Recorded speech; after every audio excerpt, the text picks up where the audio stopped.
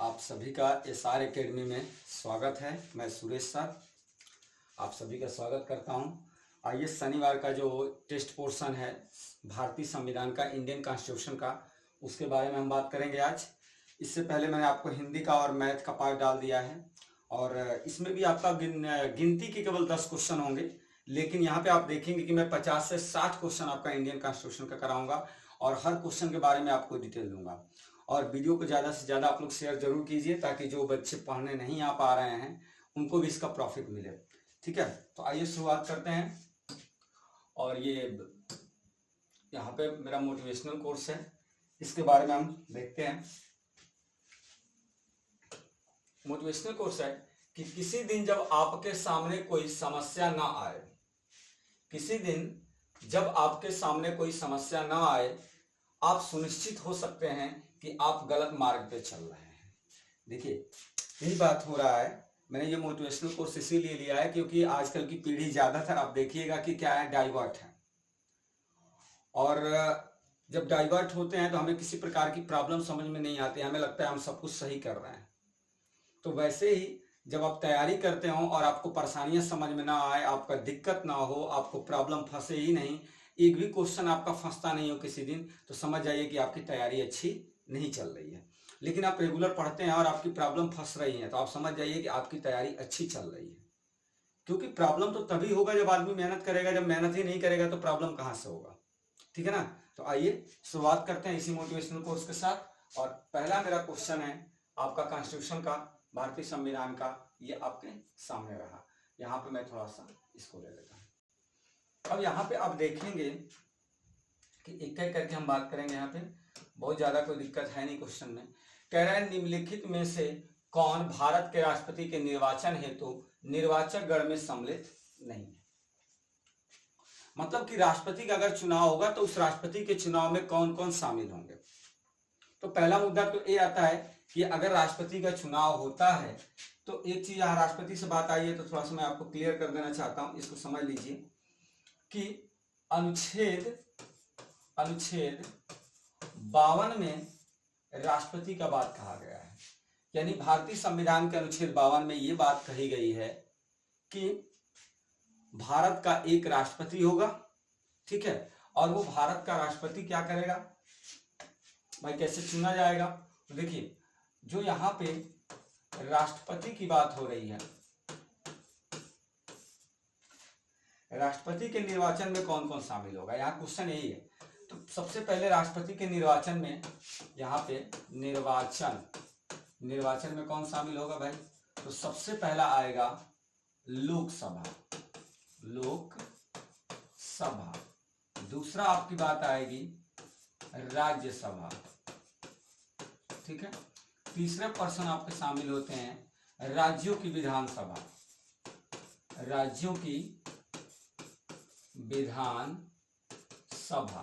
और एक और बात आता है दिल्ली और पांडिचेरी। इतनी चीजें हमको भारत के राष्ट्रपति के निर्वाचन से आपको ध्यान देना है। देखिए यहाँ पे क्या है कि दिल्ली और पांडिचेरी की जो हमारे लोकसभा के सदस्य हैं, या फिर वहां पे जो दिल्ली और पांडिचेरी के जो सदस्य हैं वो शामिल होंगे, निर्वाचित, मनोनीत नहीं।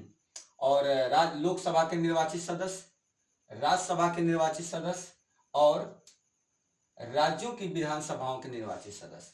इसमें क्या होगा कि एक चीज आप कॉमन देखेंगे, आपको कॉमन देखने को मिल जाएगा। क्या कॉमन देखने को मिल जाएगा बेटा, तो मिलेगा कि ये जितना भी मैंने पोर्शन लिखाया है ये कैसे होने चाहिए, तो निर्वाचित होने चाहिए। कैसे होने चाहिए, निर्वाचित होने चाहिए। यानी कि मनोनीत सदस्य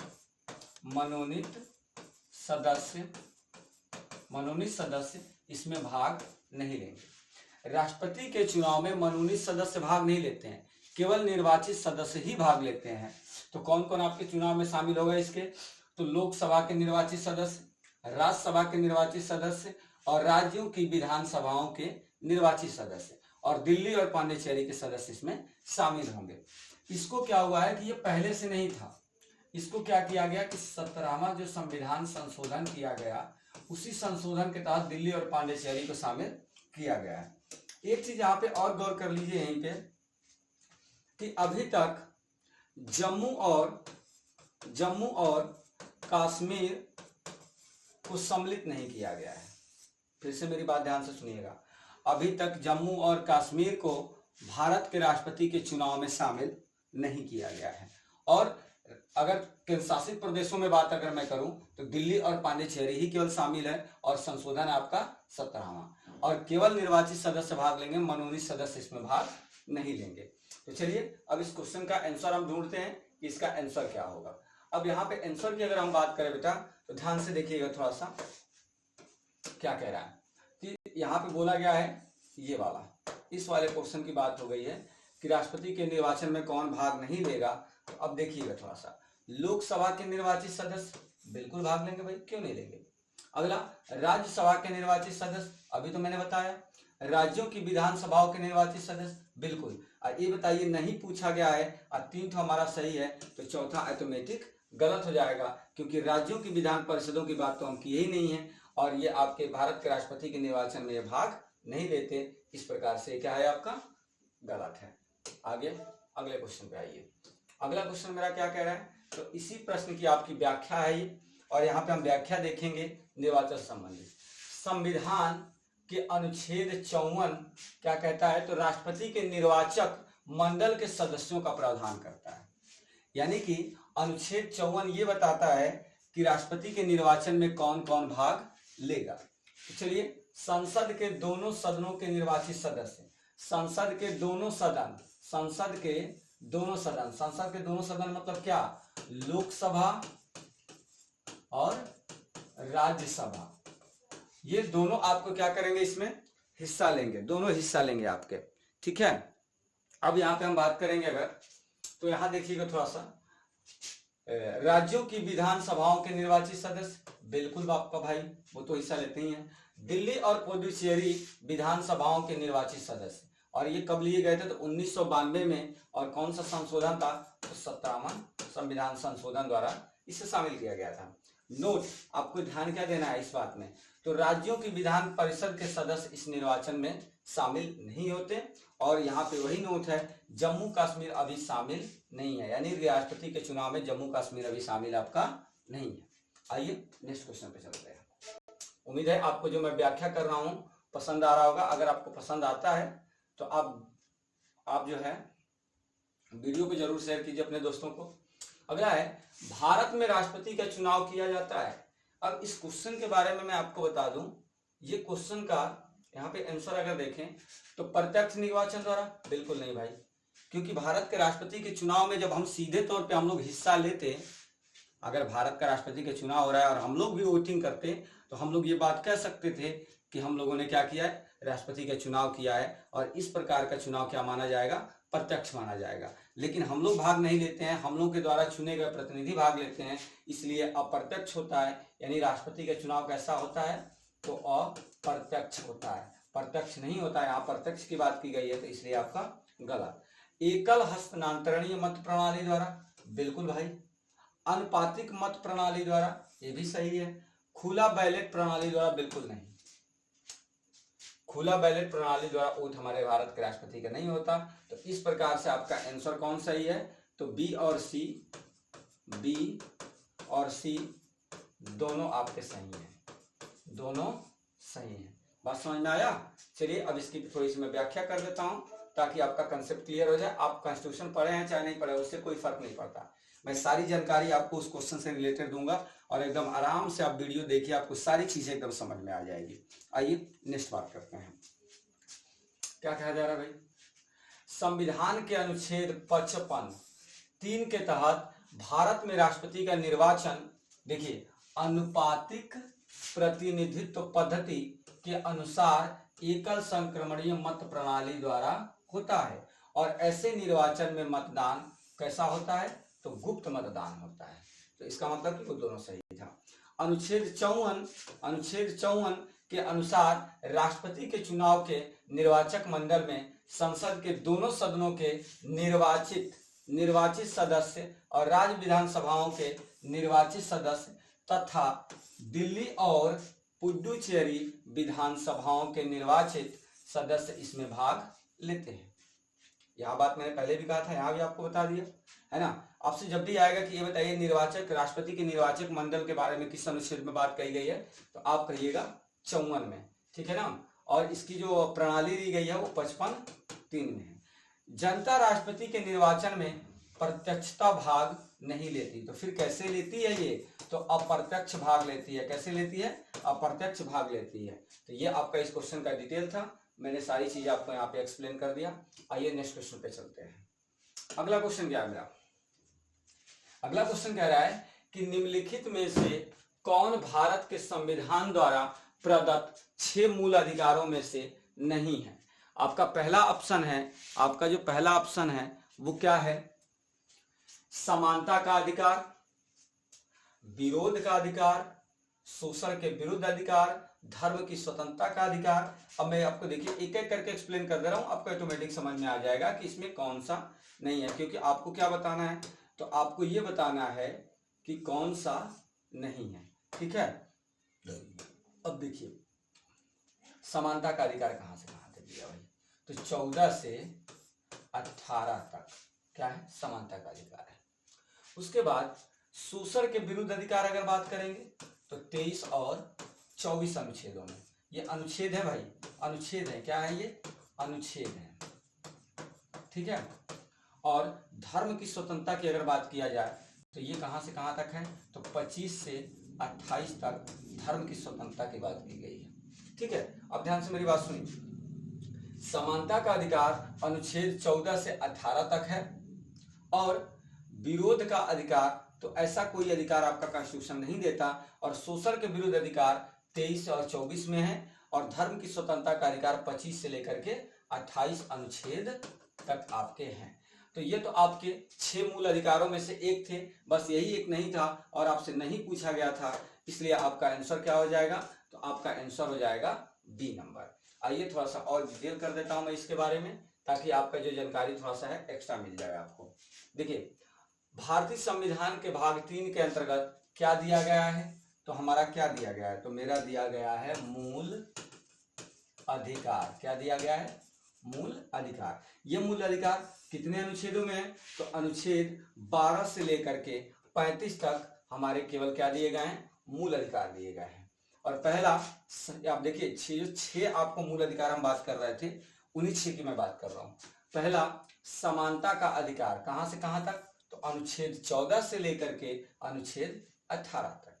स्वतंत्रता का अधिकार अनुच्छेद 19 से लेकर के 22 तक, ठीक है ना। स्वतंत्रता का जो कहां से है, अनुच्छेद 19 से लेकर के 22 तक। और इसी में आपका क्या है, तो वाक्य और अभिव्यक्ति की स्वतंत्रता की बात कही गई है, इसी में आपकी प्रेस की स्वतंत्रता की बात कही गई है, इसी में आपको संघ बनाने की बात की गई है, इसी में आपको सम्मेलन की बात कही गई है, अनुच्छेद 19 में ही। और इसके बाद इसी के अंतर्गत एक अनुच्छेद आएगा 21, जिसमें जीवन साथी चुनने का अधिकार है आपको, विदेश जाने का अधिकार है आपको, एकांतवास का अधिकार है आपको, गरिमापूर्ण जीवन बिताने के लिए आपको घर पाने का अधिकार है आपको, तमाम इसमें अनुच्छेद 21 में अधिकार है।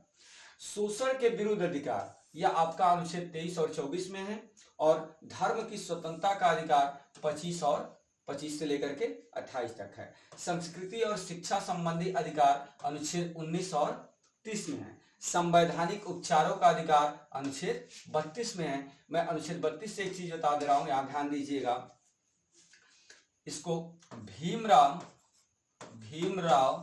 अंबेडकर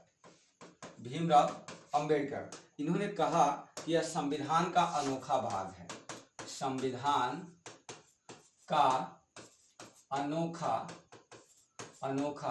भाग है। और इन्होंने एक बात और कहा था, संवैधानिक उपचारों को ही, अनुच्छेद 32 को ही संविधान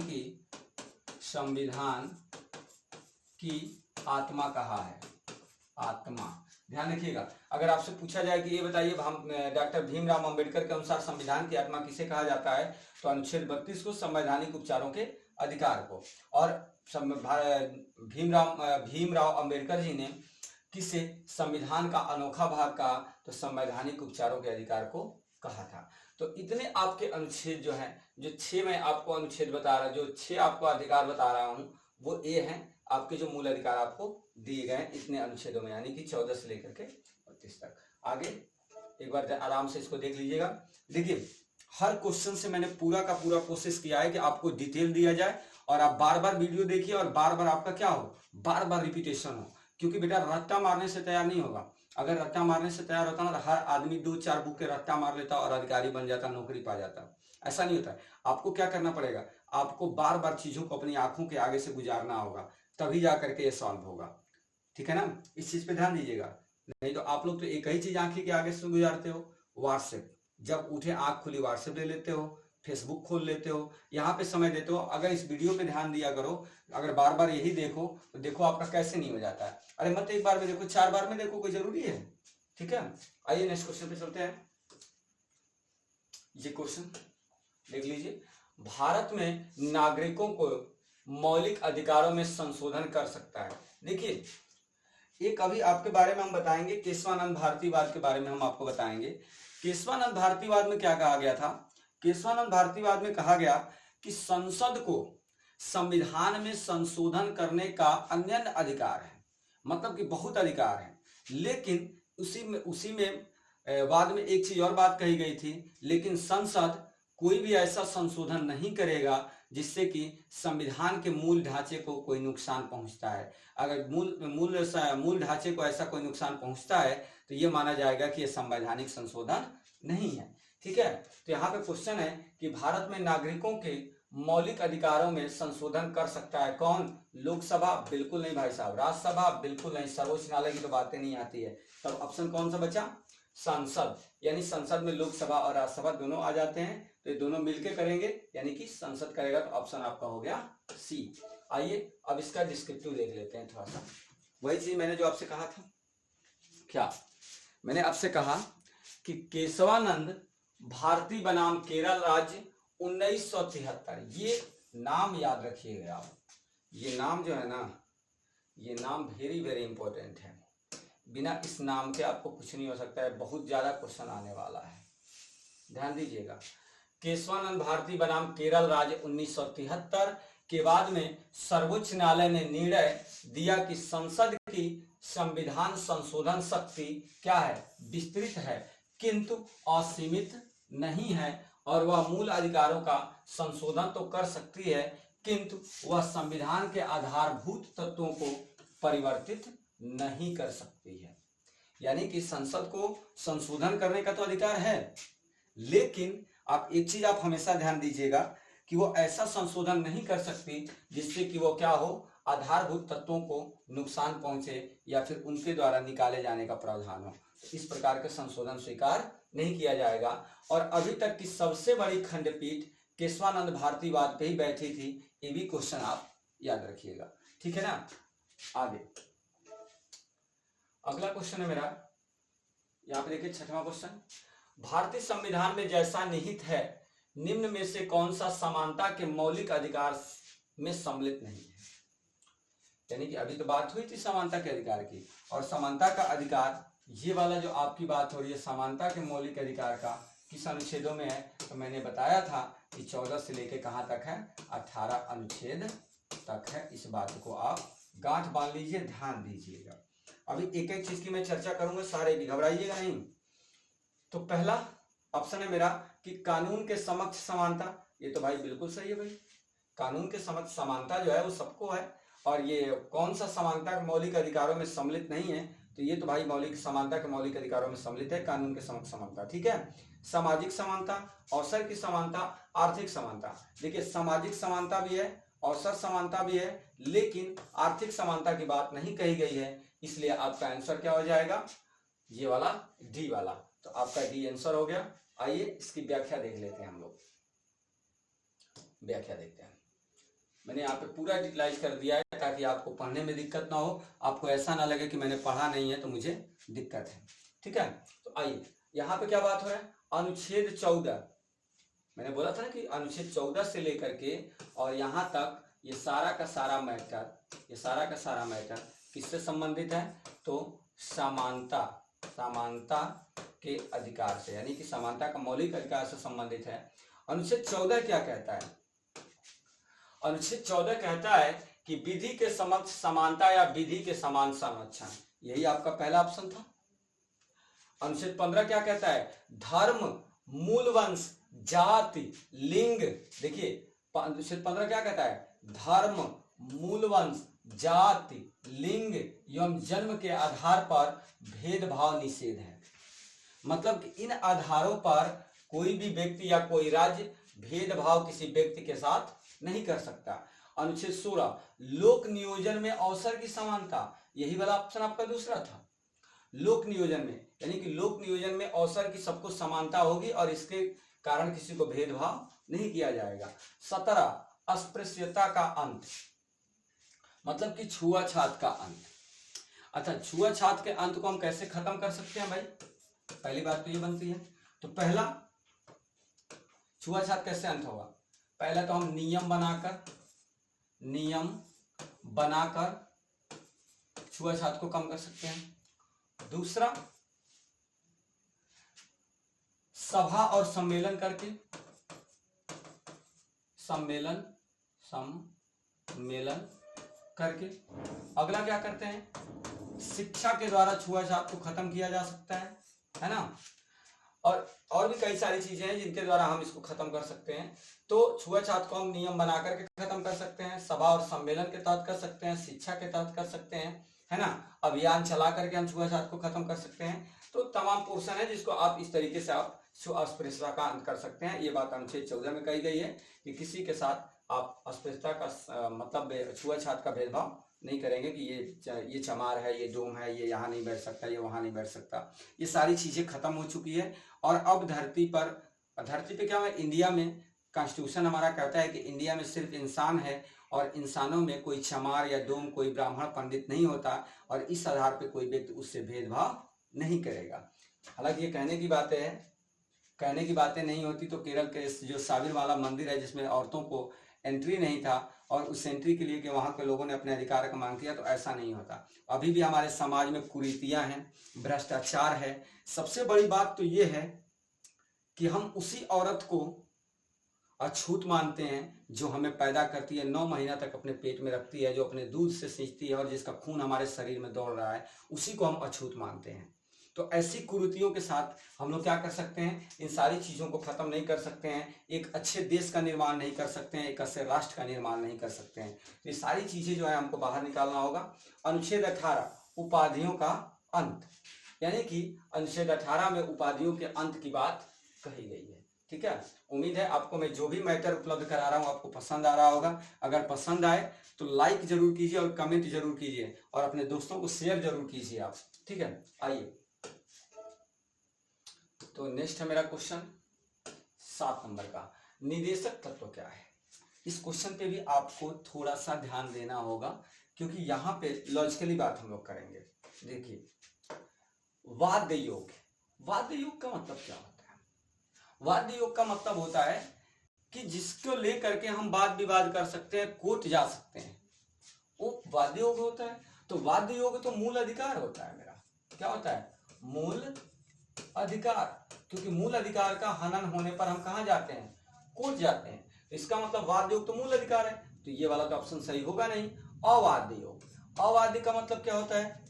कि जिन चीजों को लागू कराने के लिए हम कोर्ट नहीं जा सकते उन्हें अवाद्य योग कहते हैं। मतलब कि वाद विमर्श नहीं किया जा सकता। और ये नीति निदेशक तत्व तो क्या है? तो ये अवाद्य योग है।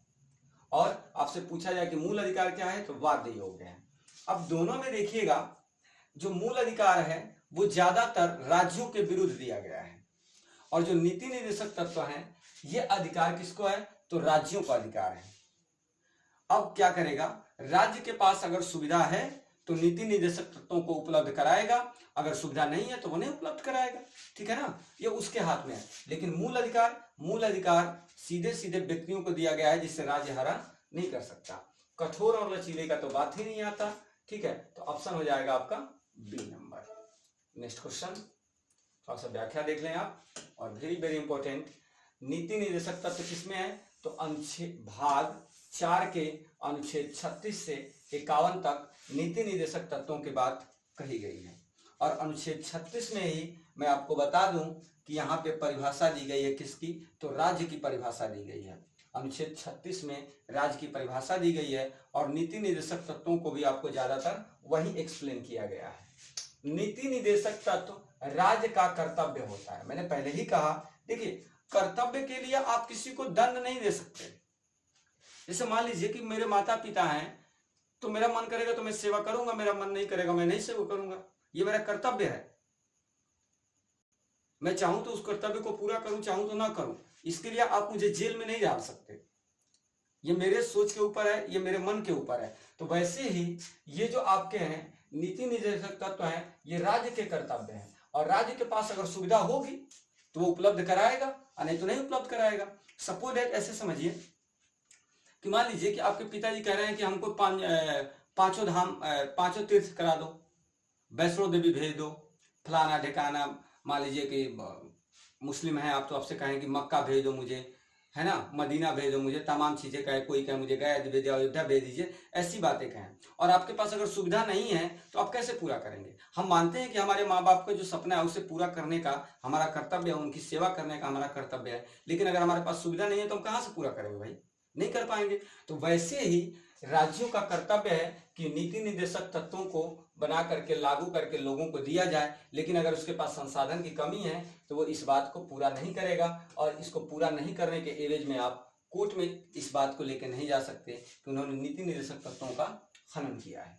अगला, नीति निर्देशक तत्व की विचारधारा आयरलैंड के संविधान से ली गई है। बहुत बार पूछा गया है कि नीति निर्देशक तत्व कहां से लिया गया है, तो कहां से लिया गया है आपका, तो ये लिया गया है आपका आयरलैंड के संविधान से, जिसे हम लोग आयरिश गणतंत्र भी कहते हैं। क्या बोलते हैं, आयरिश गणतंत्र, आयरिश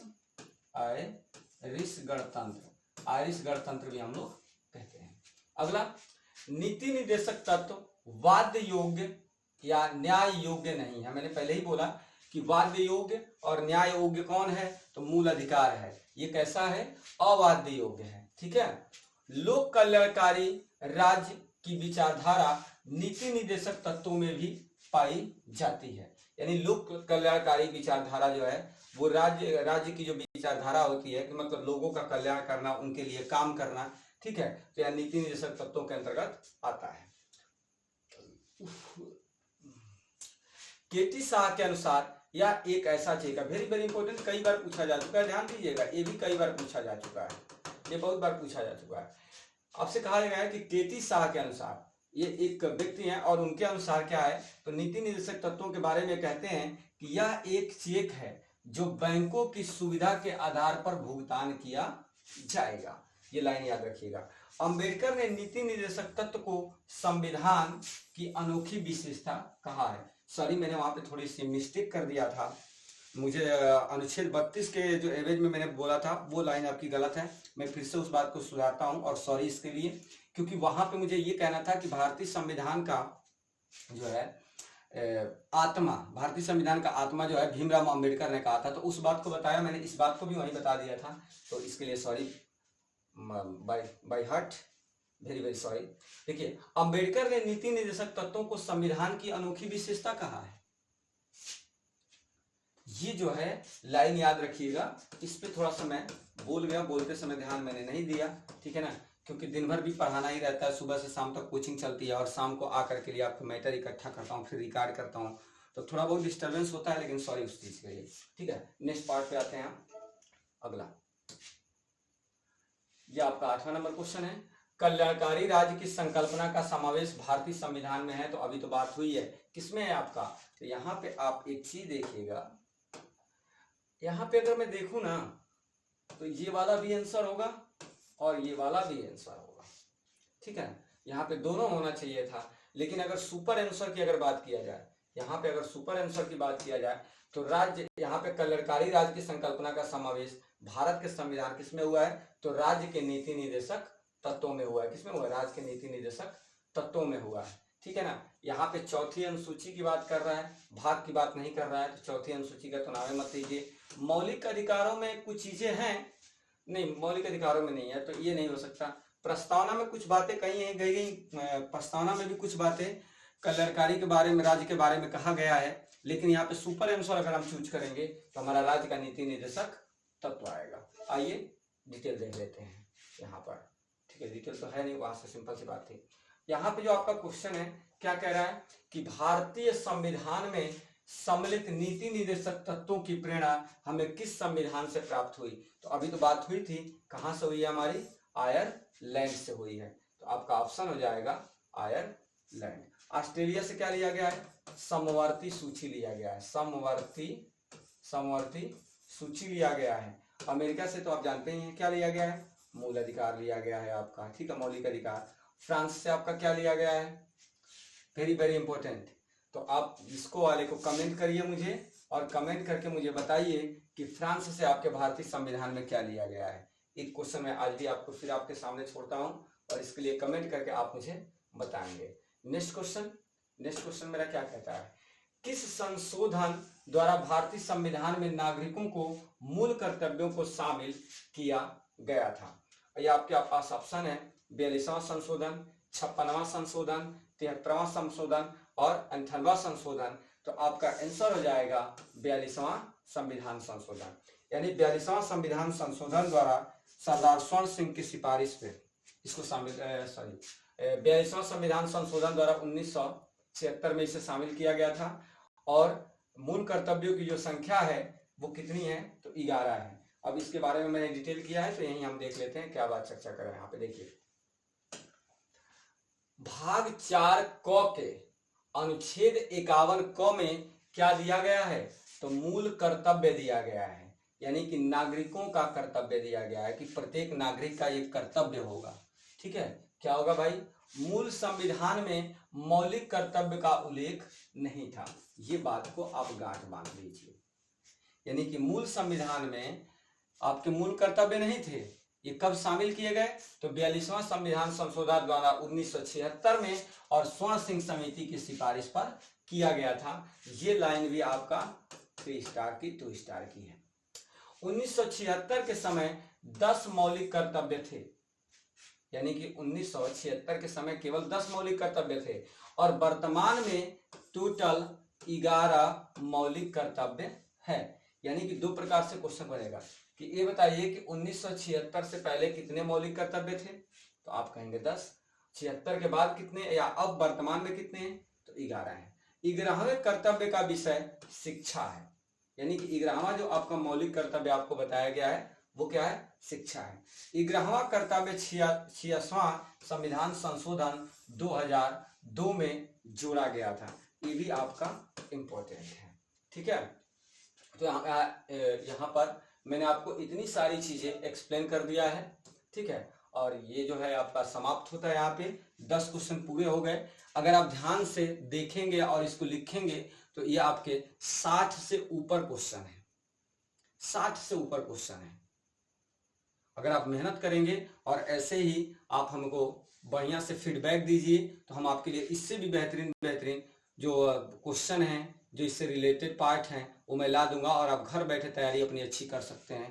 ठीक है, तो आपके लिए हम मेहनत करने के लिए तैयार हैं। क्या आप हमारे लिए मेहनत करने के लिए तैयार हैं, तो जरूर कमेंट करके हमें बताएं, और इस वीडियो को ज़्यादा से ज़्यादा शेयर कीजिए ताकि लोगों को ज़्यादा से ज़्यादा इसको फायदा हो। ठीक है, थैंक यू, बहुत बहुत धन्यवाद।